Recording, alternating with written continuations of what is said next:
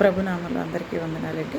ఈరోజు యాకోబు పత్రిక 2వ అధ్యాయము 14వ వచనంలో కొంచెం వాక్యాలు చూసుకుందామండి. అయితే ఈ యాకోబు పత్రిక 2వ అధ్యాయము 14వ వచనంలో ఏముందంటే క్రియలతో కూడినటువంటి విశ్వాసం గురించి మాట్లాడుతున్నాడండి. అయితే సహోదరులారా, క్రియలు లేనప్పుడు ఎవడైనను తనకు విశ్వాసం కలదని చెప్పిన ఎడల ఏమి ప్రయోజనము? అట్టి విశ్వాసము రక్షింపగలదా అని ఇక్కడ వాక్యంలో ఉందండి.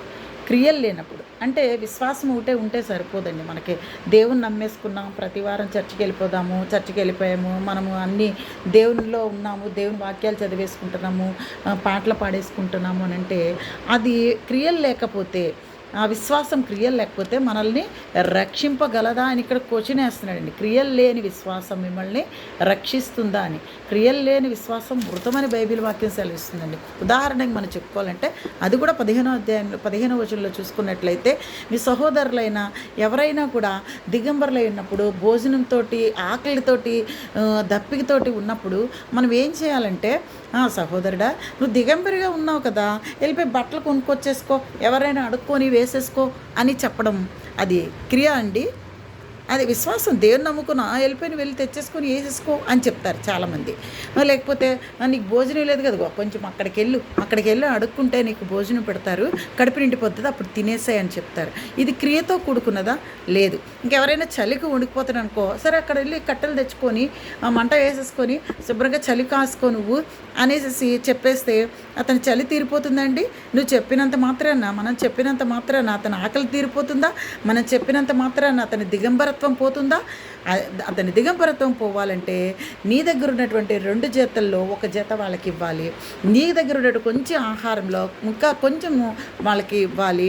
అలాగే నీ దగ్గర ఉన్నటువంటి నువ్వు చలి కాస్తున్నప్పుడు నీ దగ్గర ఏదైనా కంబళ కానీ అలాంటి వస్తువులు కానీ ఏదైనా చలికి తట్టుకోగలిగే వస్తువు ఏదైనా ఉన్నప్పుడు ఆ వస్తువు తీసుకెళ్ళి ఏం చేయాలంటే వాళ్ళకి ఇచ్చినప్పుడు దాన్ని క్రియ అంటారండి. అంతేగాని నువ్వు వెళ్ళి చేసేసుకో, నువ్వు చలి కాసేసుకో, భోజనం తెచ్చుకొని తినేసాయి, ఇది క్రియలు లేనిదనమాట. క్రియలు లేని విశ్వాసము వ్యర్థం అని చెప్పేసి బైబిల్ గ్రంథం సెలవిస్తుందండి. నువ్వు ఎప్పుడైతే క్రియలతో ఉంటావో, నువ్వు క్రియలతో దేవుని విశ్వసిస్తావో, దేవుని విశ్వసించి క్రీస్తుని మాదిరి, క్రీస్తు ఎలా నడుచుకున్నాడో, పౌలు గారు క్రీస్తుని పోలి ఎలా నడుచుకున్నారో అలా మనము దేవుని యందు స్థిరంగా నమ్మకంగా ఆయన యందు ఉండి ఆయన క్రియలు చేస్తూ ఆయన కోసం జీవిస్తూ ఉంటే మనకి పరలోక రాజ్యం ఇస్తానని చెప్పేసి ఇక్కడ బైబిల్ వాక్యం సెలవిస్తుందండి. అలాగే కిందకు వచ్చినట్లయితే 20వ అధ్యాయంలో చూసుకుంటే, ప్రాణం లేని శరీరము ఎలాగ మృతము అలాగే క్రియలు లేని విశ్వాసము మృతము అని ఇక్కడ సెలవిస్తున్నారండి.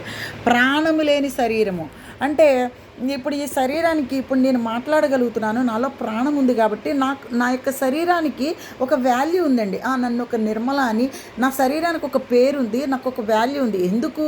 ఈ శరీరంలో ప్రాణం అనేది ఉంది.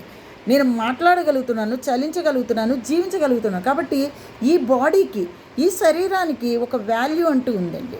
అలాగే ఈ శరీరంలో నుంచి ఆత్మ వెళ్ళిపోతే ఆ శరీరానికి ఏమైనా వాల్యూ ఉంటుందండి?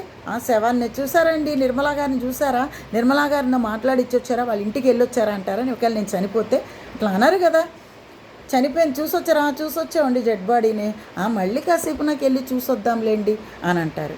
అంటే ఈ బాడీకి ఎప్పుడైతే ప్రాణం బయటికి వెళ్ళిపోతుందో, ఆ ప్రాణం వెళ్ళిపోయినప్పుడు ఈ బాడీకి ఈ డెడ్ అంటారు. అందుకే ఎందుకు పనిచేయండి, చచ్చిపోయిన బాడీకి విలువ ఉండదు అని అంటున్నారు. అలాగే మీరు క్రీస్తుని నమ్ముకున్నాను, క్రీస్తు ప్రభుని ప్రేమిస్తున్నాను, ఆయన చిత్తానుసారంగా ఉన్నాను, ఆయనలో ఉన్నానని డబ్బాలు కొట్టుకుంటే ఈ క్రియలు లేకోకుండా క్రీస్తు ప్రభు ఏదైతే చెప్పాడో, ఎవరికైతే బీదలకి అందరినీ ప్రేమించమని చెప్పాడు, బీదలకి సహాయం చేయమని చెప్పాడు, ప్రతి ఒక్క కష్టంలోనూ ఆడుకోమన్నాడు, ప్రలాపించి ఇంటికి వెళ్ళమని చెప్పాడు, అన్నిటికంటే ఎక్కువగా ప్రేమించమని చెప్పాడు. ప్రేమ అనేకమైన దోషాలను కప్పుతుందని చెప్తున్నాడు.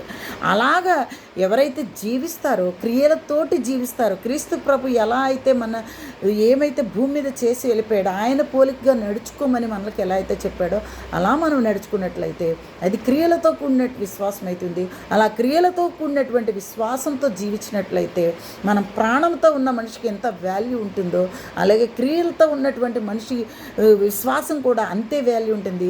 ఈ ప్రాణంతో ఉన్న బాడీకి ఎంత వాల్యూ ఉంటుందో, క్రియలతో విశ్వాసము క్రియలతో కూడిందైతే మన విశ్వాసము పరలోక రాజ్యానికి చేరుతుందనమాట.